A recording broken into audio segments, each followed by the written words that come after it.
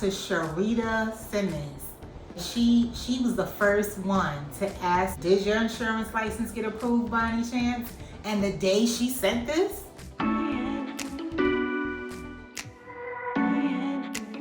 hello everybody, welcome to Tatum Talk. Excuse my glasses, I know that there's a reflection of the light on my lenses. I didn't feel like putting on my contacts, and I really don't feel like doing this video, but I know that there are people waiting to hear these results. So here we go. First, I'm pissed off, know that, and I'm not mad that I didn't get approved for this license that I went for a second time. That's not even what I'm mad about, because it was whatever at this point. I basically moved on. I've already, if you've been following my channel, like you know I do a lot of things, right? I'm not gonna sit around and wait for one thing to come through. So it was like, okay, if I get it, I get it, and if I don't, I don't. What I'm mad about is the way they assessed my application. I don't think nobody really read through my application. Oh, hell no! And I'm not just saying that because I'm tight or whatever. No, I have receipts. I came with receipts, and I'm gonna show you why I say that. And you're gonna agree with me at the end, because this doesn't even make any sense. So let's start at the top. For those of you who do know or don't know, I took this test to become a life insurance agent. I'm in DC. Okay, DC is felon friendly. I'm not from DC, I'm from New York. However, I happen to be in DC starting over after I was released from incarceration, and that was in October 2019. Okay, so 2019 I got out and I applied. I started studying the test in January of 2020. I didn't take the test until like May. Okay, so I actually put in my application probably like June of 2020. Now, before I even set upon this path, I called the commissioner's office to ask, because I read online that you can't apply with a felony. So they said, no, you can apply. We determine on a case-by-case basis, right? Okay, fine. So I was encouraged to apply. After the whole process was done and it came back denied the first time, one of the reasons was you're still on probation. So at that point, I said to myself, well, dang, y'all could have said that when I called in the beginning, before I spent like $700 and something applying for this license, between the testing and the studying and the coaching and all this stuff. Y'all could have said then, well, wait, if you're on probation, you should wait until you're not, because you're not going to get approved if you're on probation. So I thought that was negligent on their part. Okay, so fast forward. Well, before we fast forward to when I took it again last year in 2022, I was encouraged by an attorney that works with the commissioner's office, right? He said, after I got denied the first time, he said, I want to encourage you to apply again, because you're the perfect candidate of someone that they would give a second chance to. He said, the only reason you didn't get it is because you're still on probation, and because the time in between your last offense and the time you applied hasn't been long enough. Okay? So in my mind, when I apply again now, I took the test in September 2022. Back, and the results, I passed. I know you ain't doubt your girl. Of course I passed. And then I put in the application January 2023. So in my mind, I'm thinking, oh, I'm off probation. I got off early, and it's been an extra.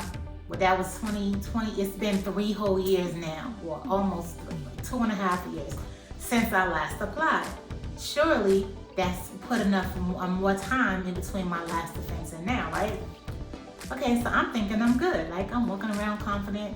I'm telling people I'm just waiting to hear back from the licensing board. I think I'm gonna get it.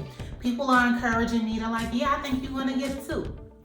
Do you know, not only did I get denied, I was waiting to hear from them.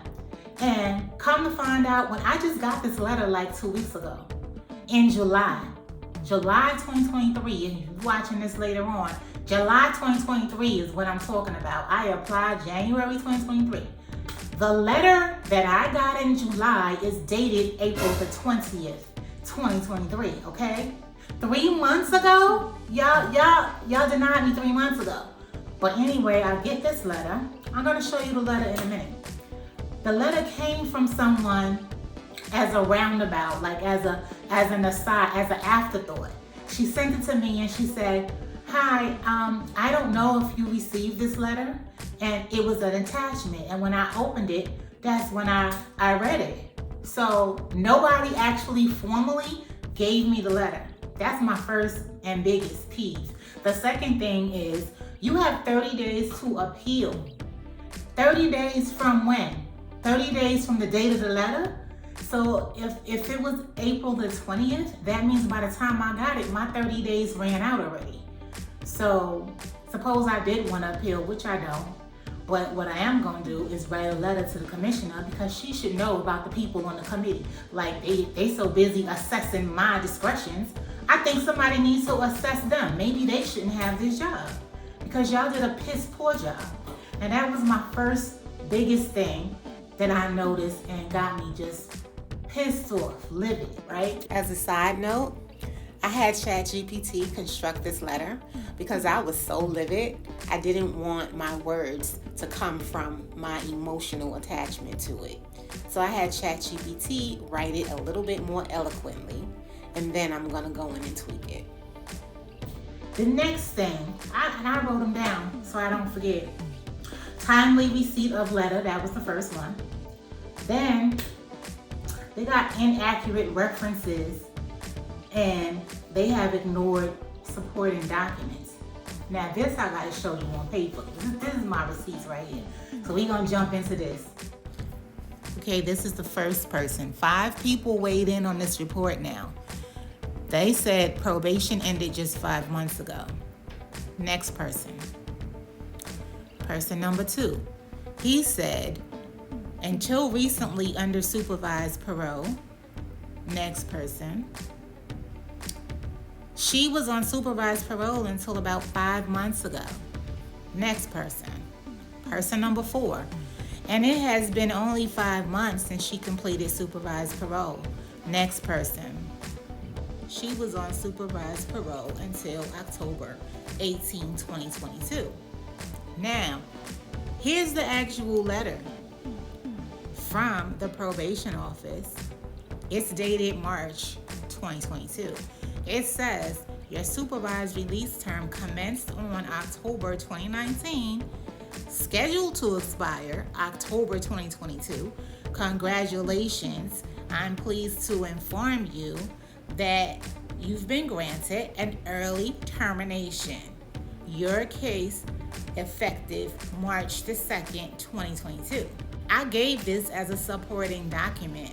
Person after person made the same wrong reference.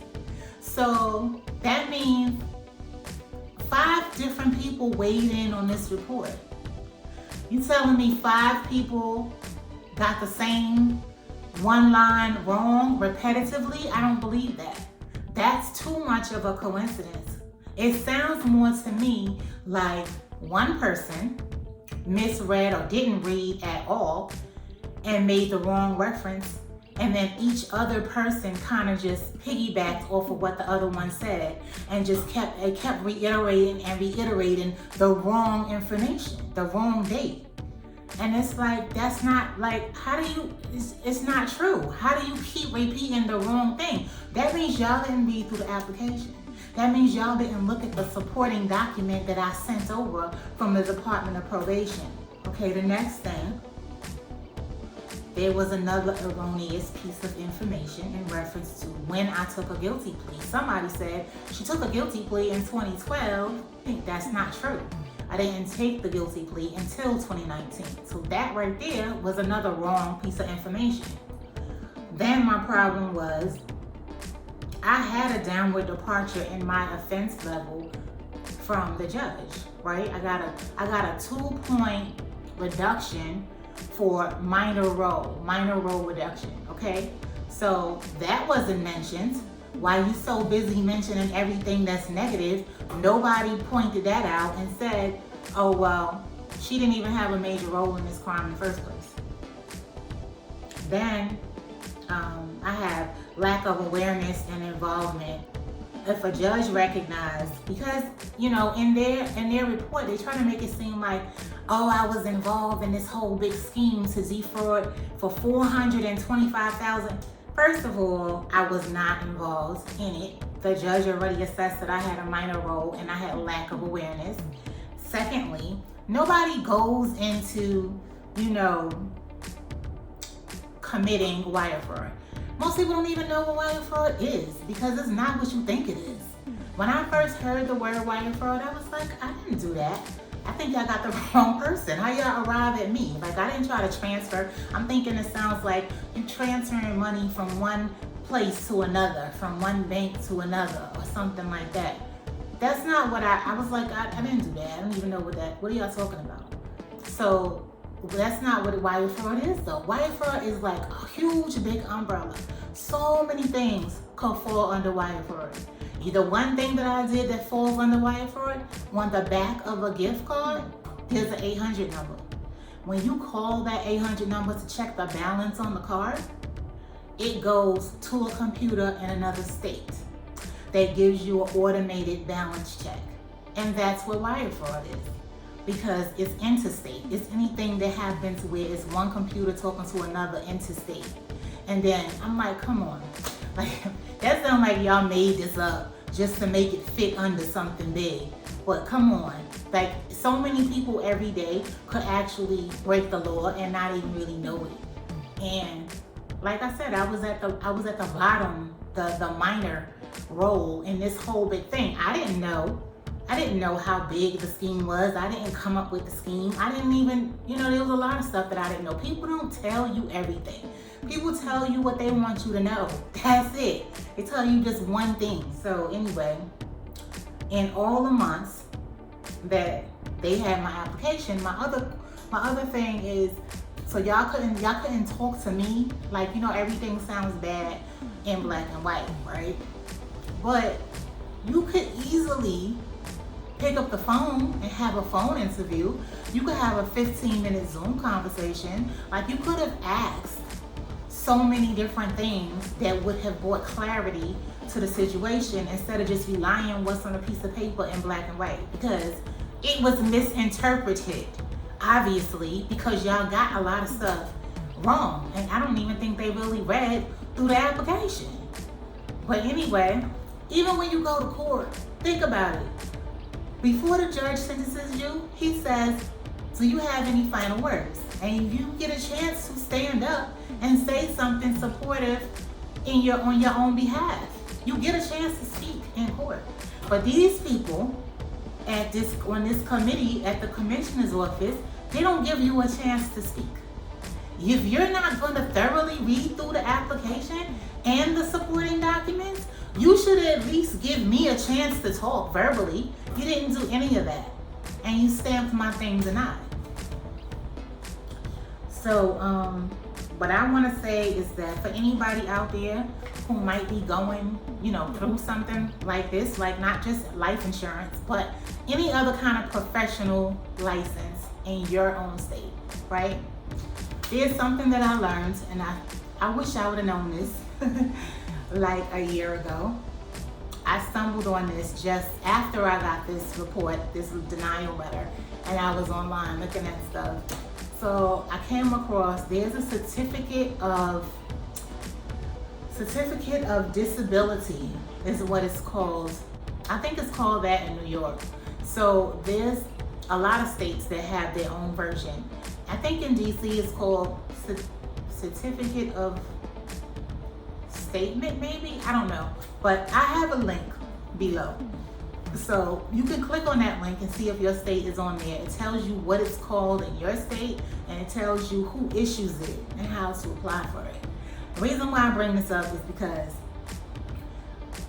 unlike getting your charge expunged or getting it sealed.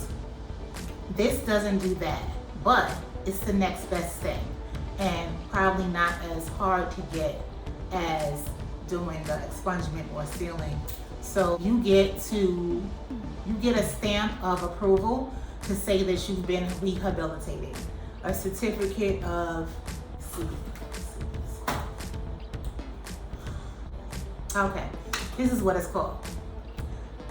You are eligible for a certificate of relief from disabilities if you have been convicted of any number of misdemeanors and no more than one felony. Okay, so like I said, click on the link below and look it up for your state, because your state may have different language or a different rule as to who could qualify for it.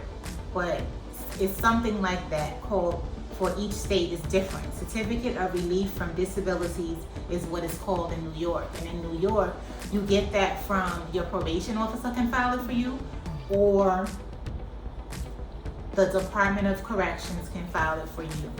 In DC, it's the mayor's office that has to issue it. So you see what I'm saying? It's gonna be different in each place. But had I known about this, I could have done this. And because I would have taken a step and gotten, this certificate would say, oh, she's rehabilitated, that's probably like considered a legal document. They would have been like fine with that, and then they wouldn't even be looking at my history at all. You see what I'm saying? So that would have been like something that I could have done. But it's all to the good.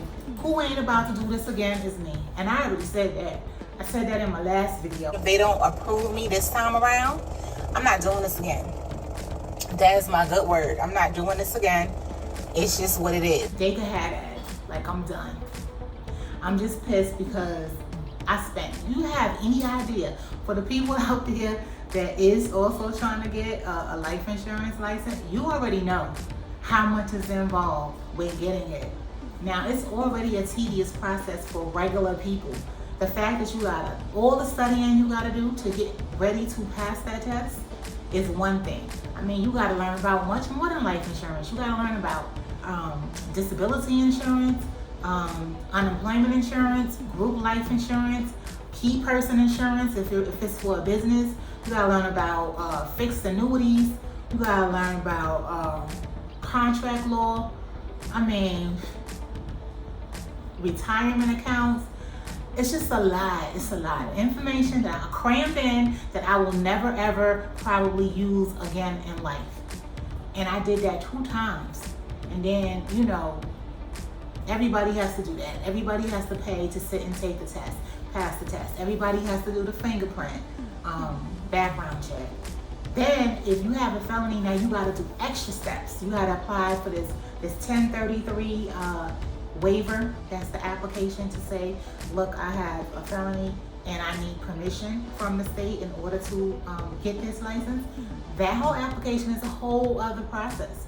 And it's a lot. They ask you every detail about your life. I mean, they want to know every school that you ever attended, every job you ever had, and the salary that you made there. They want to know if you was married, did you have a bankruptcy, what's your credit like, who do you owe, how much income do you have, list everybody, all your liabilities, just so much. Then you got to get character letters. I had letters from attorneys. I had letters from friends that I've had for 20 years. I had a good amount of letters, and they ask you for I had to get dispositions for every prior case that I had. So it's not even, you have to give a statement about each charge, then you have to also get a disposition from the court so that they can see how the case was disposed of. Okay, you gotta get stuff stamped and notarized, and it's just a lot. It's a lot. For me to go through all of that 2 times, and then for them to not even read through my application. Do you know how that feels? But anyway, I'm off that. I'm on to something else, like I said in the beginning. And if you want to know, interested in what I'm doing now, it's I'm a distributor for this biotech company. and they are at the forefront of regenerative health. So what that means in a nutshell is at some point in time, we are all gonna get sick, we're all gonna go to the doctor for one reason or another, and you're gonna get a prescription. Now that one prescription is one thing, but then usually it leads to 2 or it leads to 3 before you know it, you're taking 10 different pills because all of that stuff is toxic, right? So there's an alternative that you should know about, and it's called a stem cell activating patch. And that's what I'm a distributor of. And the reason why this is so great is because there's only one company in the world that makes this. This is like at the beginning stages. It's not common knowledge. There's plenty of market share out there for you to get. And it heals at a cellular level. There is no drugs, no stimulants in this patch. In fact, I have it on today. I have one on right here because I cut myself. And it activates your own stem cells to heal at a much higher, a much quicker rate. Now, we already have stem cells in us. We're all born with them. But as we age, they go dormant. So you heard of stem cell injections, right? This is not that. This is not an injection. There is no stem cells in this thing right here. It works by helping your own body to heal itself. And so that's what I'm working on now. And if you guys want more information about that, I'm gonna put a link below. You can book my calendar to discuss it, and I can always just send you more information, or we could chat so that you can learn more. But there's a lot of money to be made in stem cell technology, okay? Wow, after 2 days, it looks like I never even had a cut. That's the power of activating your own stem cells to heal quicker. I appreciate all the people in the comments that I've gotten over the years of encouragement and just support. And I can feel the genuineness coming through in the comments, and I really appreciate that. It kept me going. I really have some loyal subscribers out there. I appreciate each and every one of you. Shout out to Sharita Simmons, because she was the first one to ask me, did your insurance license get approved by any chance? And the day she sent this, yo, she is so intuitive. The day she sent this is the same day that I got the email and I read the letter. The exact same day came her comment in YouTube. I was so shocked. So shout out to you, Sharita. Hopefully you see this video. And girl, I know you're going through the journey yourself, and I wish you the best.